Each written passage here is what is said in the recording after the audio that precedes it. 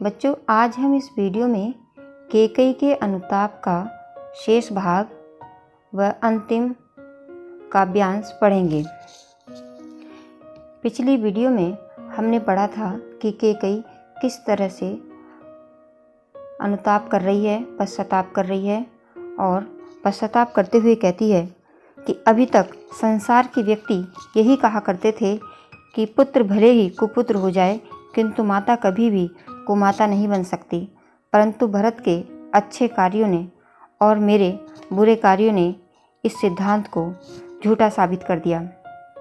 आगे कहती हैं कैकेयी कि बस मैंने इसका ब्रह मात्र ही देखा, दृढ़ हृदय न देखा, मृदुल गात्र ही देखा, परमार्थ न देखा, पूर्ण स्वार्थ ही साधा, इस कारण ही तो हाय आज ये बाधा। युग युग तक चलती रहे कठोर कहानी, रघुकुल में थी एक अभागिन रानी। कैकेयी कह रही हैं कि मैंने तो भरत के केवल ब्राहा कोमल शरीर को ही देखा था, कि मैंने केवल भरत का कोमल शरीर ही देखा था। उसकी माँ होकर भी मैं उसके मजबूत दिल को नहीं देख पाई, अर्थात उसके दृढ़ हृदय को नहीं देख पाई। भरत का चरित्र कितना उज्जवल और कितना महान है, वह अपने सिद्धांतों का कितना पक्का है, मैं यह नहीं जान पाई। मैंने भरत को राज्य दिलाकर केवल अपने ही स्वार्थ को पूरा किया, अपने ही मतलब को पूरा किया, दूसरे के कल्याण की ओर मैंने कभी ध्यान भी नहीं दिया। वो पछतावा करते हुए कहती हैं कि हाय आज मेरी इस स्वार्थ प्रवृत्ति के कारण ये मुसीबत उपस्थित हो गई है, ये विघ्न उपस्थित हो गई है। यदि मैं परमार्थ को ध्यान में रखती, कैकेयी कहती हैं कि अगर मेरे मन में दूसरों के भला करने की भावना होती तो राम को वनवास न दिलाती, और अगर राम को वनवास न दिलाती तो आज ये दिन मुझे देखने को नहीं मिलता। अब तो युगों युगों तक ये कठोर कहानी सुनी जाती रहेगी कि रघुकुल में एक अभागिन रानी कैकेयी हुई थी। कैकेयी यहाँ पर कह रही हैं कि ये कहानी सदा के लिए हो गई, कि हमेशा याद रखी जाएगी कि कैकेयी एक रानी हुई थी जिसने अपने बेटे को वनवास दिया था। कैकेयी के पश्चाताप की अग्नि में जल रही है और पश्चाताप की अग्नि में उसके मन की कालिमा जल गई है। उसका चरित्र निर्मल एवं साफ हो उठा है, पर उसका जो हृदय है वह निर्मल हो गया है और वह पश्चाताप में व्याकुल होकर के कह रही है कि मैंने अपने बेटे का कोमल शरीर देखा था, उसके मन की अंदर की भावना नहीं देखी और इसीलिए मुझसे ये बुरा कृत्य हो गया। मेरा पुत्र बहुत ही सुचरित्र है, अच्छा चरित्रवान है। पर वो आगे परेशान होकर के कहती हैं, पश्चाताप में वो विघ्न कह रही हैं कि मैंने किस तरह से अपने राम के जीवन में विघ्न उपस्थित कर दिया, उनको 14 वर्ष का वनवास दे दिया और हमेशा के लिए संसार में ये कहानी याद करती रहेगी। हमेशा संसार इस कहानी को याद करेगा कि रघुकुल में एक अभागिन रानी कैकेयी हुई थी। आगे कैकेयी कहती हैं, निज जन्म जन्म में सुने जीव ये मेरा, धिक्कार उसे था महास्वार्थ ने घेरा। कैकेयी अपने हृदय की आत्मग्लानि व्यक्त करते हुए कहती है कि मैं सद्गति तो न पाऊं और जन्म जन्मांतर तक मैं अपने प्राण यही सुनते रहें कि रघुकुल की उस रानी को धिक्कार है, जिसे घोर स्वार्थ ने घेर कर ऐसा अनुचित कर्म कराया कि उसने धर्म का विचार बिल्कुल छोड़ दिया और अधर्म का आचरण किया। यहाँ पर कैकेयी कहती हैं कि मेरी इच्छा है कि मैं कभी भी मुझे सद्गति न मिले, मुझे मोक्ष न मिले और जन्म जन्मांतर तक, मतलब मेरी ये सज़ा है कि जितने भी जन्म हो मेरे प्राण यही सुनते रहें कि रघुकुल की उस रानी को धिक्कार है, जिसने स्वार्थ में आकर के ऐसा बुरा कार्य किया और उसने धर्म का बिल्कुल भी विचार नहीं किया। इस प्रकार की बातें सुनकर के जो वहाँ पर सभा बैठी हुई थी वो जोर से चिल्लाई, कहने लगी, 100 बार धन्य वह एक लाल की माई, जिस जननी ने जना भरत सा भाई। पागल सी प्रभु के साथ सभा चिल्लाई, 100 बार धन्य वह एक लाल की माई। इस प्रकार प्रभु श्री राम के साथ सारी सभा एक स्वर से कैकेयी के अपराध का मार्जन करती हुई बोल उठी कि भरत जैसे महान धर्मशील पुत्र को जन्म देने वाली माता धन्य है, सैकड़ों बार धन्य है। यहाँ पर जो सभा बैठी हुई थी वो बार बार चिल्ला उठी कि वो माता धन्य है जिसने भरत जैसे पुत्र को जन्म दिया। आगे है, विकराल कुयसी यहाँ कमाया मैंने, निज स्वर्ग उसी पर बार दिया था मैंने, हर तुम तक से अधिकार लिया था मैंने, पर यही आज ये दीन हुआ रोता है, शंकित तब से घृत हरिण तुल्य होता है, श्रीखंड आज अंगार चंड है मेरा, तो इसे इससे बढ़कर कौन दंड है मेरा। गमाया का अर्थ है खो दिया, श्रीखंड का अर्थ है चंदन, चंड का अर्थ है प्रचंड। कैकेयी राम से कहती हैं कि वे भरत की दशा पर दया करें और वन से वापस चलें। वह अपने इस कार्य पर पश्चाताप कर रही हैं और कहती हैं कि राम उसे और दंड नहीं दे करके और अधिक उसके मन को दुखा रहे हैं। वो चाहती हैं कि राम मुझे कोई दंड दें ताकि मेरे पापों का कुछ बोझ कम हो जाए। राम कैकेयी को कुछ भी दंड नहीं दे रहे हैं, इसलिए उन्हें वो कह रही हैं कि मुझे इसका और भी अधिक भार बोझ लग रहा है कि एक बार मेरे इस कृत्य का, मेरे इस बुरे कार्य का अगर राम मुझे दंड दे देंगे तो मेरा कुछ बोझ कम हो जाएगा। आगे कहती हैं कि कैकेयी कहती हैं कि मैंने आज अपने उस पुत्र को भी खो दिया जिसके लिए मुझे महान ये बुराई ही संसार में मिली। कहती हैं कि जिस भरत के लिए मैंने ये राजपाट मांगा था और राम को वनवास दिया था, लेकिन मैंने सोचा था कि मेरा भरत खुश होगा, लेकिन क्या हुआ कि आज तो मैंने अपने पुत्र को ही खो दिया। जिस पुत्र के लिए मैंने समस्त संसार के सुखों को निछावर कर दिया था, यहाँ तक कि उसी के लिए मैंने तुम्हारा अधिकार तुमसे छीन लिया था। यहाँ पर कैकेयी राम जी से कह रही हैं कि जिस पुत्र के लिए मैंने समस्त सुखों को निछावर कर दिया, यहाँ तक कि उसी के लिए मैंने तुम्हारा अधिकार तुमसे छीन लिया, लेकिन मेरा वही पुत्र आज दीनहीन सा बनकर बिलख रहा है, रो रहा है और वो इस प्रकार से परेशान हो रहा है जैसे किसी शिकारी के हाथ में आकर के हिरन पूरी तरह से भयभीत होता है। उसी तरह से आज मेरा पुत्र भी उस हिरन की ही भांति भयभीत डर रहा है। आगे कहती हैं कैकेयी कि मेरा पुत्र चंदन के समान शीतल स्वभाव वाला था, पर आज मेरा पुत्र जलते हुए अंगारे के समान भयंकर दिखाई दे रहा है। मुझ अभागिन माँ के लिए इससे बड़ा और दंड क्या हो सकता है। कैकेयी के पश्चाताप को मार्मिक ढंग से मैथिली शरण गुप्त जी ने यहाँ पर प्रस्तुत करके उन्हें दोष मुक्त करने का बहुत ही अच्छा प्रयास किया है। कवि का नारी के प्रति श्रद्धा भाव भी प्रकट हुआ है। आगे कैकेयी कहती हैं, पटके मैंने पद पाणी मोह के नद में, जन क्या क्या करते नहीं स्वप्न में मद में, हा दंड कौन क्या उसे डरूंगी अब भी, मेरा विचार कुछ दयापूर्ण हो तब भी, हा दया हंत व घृणा, अह व करुणा, वैतरणी सी है आज जाहवी वर्णा, सह सकती हूँ चिर नरक सुने सुविचारी, पर मुझे स्वर्ग की दया दंड से भारी। पद पाणी का अर्थ है हाथ पैर।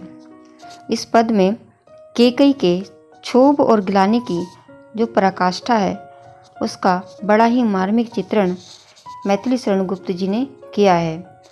कैकेयी पश्चाताप और प्रायश्चित द्वारा अपने मन का कलुष धोना चाहती है, इसीलिए वह दया नहीं चाहती, वह चाहती है कि उन्हें दंड मिले। कैकेयी कह रही हैं कि मैंने भरत के वात्सल्य यानी पुत्र मुँह में रूपी नदी में अपने हाथ पैर बहुत पटके, अर्थात मैंने अपने पुत्र मुँह में ये सब कार्य किया है। मोह के वशीभूत होकर अपने भरत को राजगद्दी दिलाने का बहुत प्रयास किया, किंतु इसमें मेरा अपराध ही क्या है। कैकेयी कहती हैं कि ये तो मानव मन था, ये तो मानव स्वभाव ही है। लोग स्वप्न और नशे में क्या क्या उचित अनुचित कर डालते हैं। आज मेरा ये मोह भंग हो गया। यहाँ पर केकई कह रही हैं कि जो मैंने किया उसमें मेरा दोष नहीं था। जैसे लोग नशे में और स्वप्न में क्या क्या कर जाते हैं, वैसे ही मैंने उस मोह रूपी स्वप्न में, मद में या नशे में मैंने ये सब कर दिया। मैंने जो भी किया है उसके लिए बड़े से बड़ा दंड भुगतने के लिए मैं तैयार हूँ। केकई कहती हैं कि जो बुरा कार्य मैंने किया है उसके लिए मुझे अगर कोई बड़ा दंड भी मिले तो मैं उस बड़े दंड को भुगतने के लिए तैयार हूँ। दंड के प्रति मैं भयभीत नहीं हूँ। मैं नहीं चाहती कि कोई मेरे प्रति थोड़ी भी दया दिखाए। यहाँ पर केकई कह रही हैं कि मुझे इस बात का भय नहीं है कि जो कार्य मैंने किया है उसका मुझे दंड मिले। मुझे तो भय ये है कि कोई मेरे प्रति दया ना दिखाए। मेरे प्रति दया, करुणा और घृणा से भी कष्टप्रद है। यानी वो केकई कह रही हैं कि दया दिखाना मेरे लिए सबसे ज़्यादा कष्टकारी, दुखदायी है। आज मेरे लिए गंगा और वरुणा जैसी पवित्र नदियाँ भी नरक की वैतरणी की भांति घृणित और भयानक हैं। उपस्थित सभी ज्ञानीजन ये सुन लें। केकई कहती हैं कि यहाँ पर जितने भी विद्वान लोग बैठे हुए हैं वो सब सुन लें कि मैं आजीवन नरक को भोग सकती हूँ। यानी नरक की जो यातना होती है, नरक का जो दुख होता है, वो सब मैं बर्दाश्त कर सकती हूँ। किंतु यदि मुझ पर दया करके मुझे स्वर्ग भी दिया जाएगा तो वह मेरे लिए बहुत बड़ा पाप ही होगा। मैंने जीवन में ये अपराध किया है कि उसके लिए दया की थोड़ी सी भी गुंजाइश नहीं है। यहाँ पर केकई कहती हैं कि मुझ पर दया ना की जाए, दया करना ही मेरे लिए सबसे बड़ा दंड होगा। मैंने जो बुरा कार्य किया है उसके लिए मुझे दंड मिले। आगे केकई कहती हैं, लेकर अपना ये कुलिस कठोर कलेजा मैंने इसके ही लिए तुम्हें बन भेजा। घर चलो इसी के लिए, न रूठो अब यूं, कुछ और कहूँ तो उसे सुनेंगे सब क्यों। मुझको ये प्यारा और इसे तुम प्यारे, मेरे दुगने प्रिय रहो न मुझसे न्यारे। मैं इसे न जानूं किंतु जानते हो तुम, अपने से पहले इसे मानते हो तुम भ्राताओं का प्रेम परस्पर जैसा, यदि वह सब पर यूं प्रकट हुआ वैसा, तो पाप दोष भी पुण्य दोष है मेरा। कुलिस का अर्थ है पाप, तोष का अर्थ है संतोष, पंकिला का अर्थ है कीचड़ से सनी हुई, पद्मकोश का अर्थ है कमल के पुष्पों का तालाब। यहाँ पर केकई चित्रकूट की सभा में आकर के यहाँ पर बहुत पश्चाताप कर रही हैं और वो कहती हैं कि हे राम, मेरा हृदय पाप युक्त एवं निर्दयी है, इसी कारण मैंने तुम्हें वनवास दिया है। केकई पश्चाताप की अग्नि में जलती हुई कहती हैं कि हे पुत्र राम, मेरा हृदय पाप से भरा हुआ है और मैं बहुत ही निर्दयी हूँ। मेरे दिल में तनिक भी दया नहीं है, इसी कारण से मैंने तुम्हें वनवास दे दिया था। केकई यहाँ राम जी से कहती हैं कि तुम्हारे और भरत के प्रेम के कारण मेरे हृदय की जितनी भी मलिनता थी वो सब समाप्त हो गई। अब इसी हृदय के लिए तुम अयोध्या के लिए प्रस्थान करो। इस प्रकार न रूठो, मेरा हृदय पश्चाताप की अग्नि में जलकर पवित्र हो गया है। इसके सबूत में यदि मैं कुछ कहूँगी तो क्या सब लोग मेरी बातों को सुनोगे? कोई मेरी बात को नहीं सुनेगा, क्योंकि मैंने इतना बुरा कार्य किया है, मैंने इतना बड़ा पाप किया है कि अगर मैं कुछ कहूँ तो सब लोग मुझ पर विश्वास नहीं करेंगे। बस मैं तो इतना ही कह सकती हूँ कि भरत मुझे प्रिय है और तुम भरत को प्रिय, इस प्रकार तुम मुझे दुगने प्रिय हो। केकई कहती हैं कि हे राम, तुम मेरे ही पास रहो, मुझसे अलग नहीं रहो। मैं तो ये जानूं या ना जानूं, लेकिन तुम तो ये जानते हो कि भरत और तुम एक दूसरे से बहुत अधिक प्रेम करते हो और तुम अपने प्रिय भरत को अपने से ज़्यादा चाहते हो। यहाँ केकई कहती हैं कि हे राम, तुम्हारा और भरत का जैसा भातृ प्रेम यदि सभी पर उसी रूप में प्रकट होगा तो मैं भी उसी की पात्रा हूँ। अर्थात तुम्हारा आदर्श प्रेम सभी को क्षमा कर देता है तो मैं भी क्षमा योग्य हूँ। मेरा तुम्हें वन भेजने का ये जो बुरा कार्य मैंने किया है, ये पुण्य तोष से मैं परिवर्तित हो जाएगा। कुछ भी हो, मैं पंकिला हूँ, पाप के कीचड़ से सनी हुई हूँ, किंतु तुम जैसे पुत्रों को पाकर मैं कमल के पुष्पों का तालाब हो गई हूँ। यहाँ पर कैकेयी कहती हैं कि हे राम, जितने भी मेरे मन में मलिनता थी, वो तुम दोनों भाइयों के प्रेम को देख करके अब समाप्त हो गई है। अब तुम मुझसे मत रूठो और घर को चलो। वो कहती हैं कि भरत मुझे प्रिय है और भरत को तुम प्रिय हो, इसलिए अब तुम भी मुझे दुगने प्रिय हो गए हो। आगे कहती हैं कि हे राम, तुम दोनों का भातृ प्रेम संसार सदा याद रखेगा। कहती हैं कि हे राम, तुम तो सभी को क्षमा करने वाले हो, तो मुझे भी क्षमा कर दो और घर वापस चलो। वो कहती हैं कि मैं पंकिला हूँ, पंकिला अर्थात कीचड़ से सनी हुई हूँ, किंतु तुम जैसे पुत्रों को पाकर मैं कमल के पुष्पों का तालाब हो गई हूँ। इस अंश में तार्किक ढंग से कैकेयी ने राम से अयोध्या लौट चलने का आग्रह किया है। कैकेयी ने तार्किक ढंग से पश्चाताप करके स्वयं को धन्य अनुभव किया। सच भी है, जिससे राम और भरत जैसे पुत्र हों तो वह अपने को धन्य अनुभव क्यों नहीं करेगी। अर्थात राम, लक्ष्मण और भरत जैसे जिसके भाई हों और भरत जैसा जिसका पुत्र हो, वह माता तो अपने ऊपर गर्व ही करेगी। आगे कैकेयी कहती हैं, आगत ज्ञानी जन उच्च भाल से लेकर समझावे तुमको अतुल युक्तियाँ देकर, मेरे तो एक अधीर हृदय है बेटा, उसने फिर तुमको आज भुज भर भेटा। आगत का अर्थ है आने वाले, अतुल का अर्थ है अकाट्य, जिसकी तुलना न की जा सके। कैकेयी अपने किए पर पश्चाताप करते हुए अपने आप को अधीर हृदय बताकर राम से अयोध्या लौट चलने का बार बार आग्रह कर रही हैं। वो कहती हैं, हे राम, हो सकता है आगे आने वाले जितने भी विद्वान पुरुष हैं, वो तुम्हारे और भरत के अतुल प्रेम के संदर्भ में कोई प्रमाण नहीं दे पाएंगे। तुम्हारे लिए कोई उपमा नहीं होगी कि जिस तरह से तुम्हारे राम और भरत का जो प्रेम है, इतना प्रेम करने वाला कोई संसार में कोई भाई शायद ही कोई हो। आगे कहती हैं कि भरत को निर्दोष और मुझे अपराधिनी सिद्ध करके अपनी विद्वता के गर्व से स्वयं का मस्तक ऊंचा करें, किंतु बेटा, मैं तो बस इतना चाहती हूँ कि मैं एक माँ हूँ और माँ के अधीर हृदय में तर्कों के लिए कोई स्थान नहीं होता। वो कहती हैं कि वह तो सब तर्कों को दरकिनार करते हुए केवल अपनी संतान का ही हित साधन चाहती है। यहाँ पर कैकेयी कह रही हैं कि मुझसे जो भी अपराध हुआ है वो पुत्र मोह में हुआ है, क्योंकि माँ हमेशा अपने बच्चों का हित ही चाहती है। बेटा, आगे कहती हैं कैकेयी कि बेटा, मेरे भीतर की माँ वह अधीर हृदय है जो किसी प्रकार का तर्क नहीं चाहती। वह तो मात्र इतना चाहती है कि उसके पुत्र परस्पर प्रेम के साथ उसकी आंखों के सामने रहें। वही अधीर हृदय अब तुम्हें अपनी बाहों में भरकर घर लौट चलने का आग्रह कर रहे हैं। आगे कहती हैं कि कैकेयी कहती हैं कि मेरे हृदय को यह नहीं पता कि अपराध किसका था, या मैं दोषी हूँ या नहीं। वह तो केवल ये चाहती हूँ कि तुम एक पल के लिए भी मेरी गोद स्नेह से दूर न हो। वो कह रही हैं कैकेयी कि बिना कोई तर्क किए तुम अब अयोध्या लौट चलो।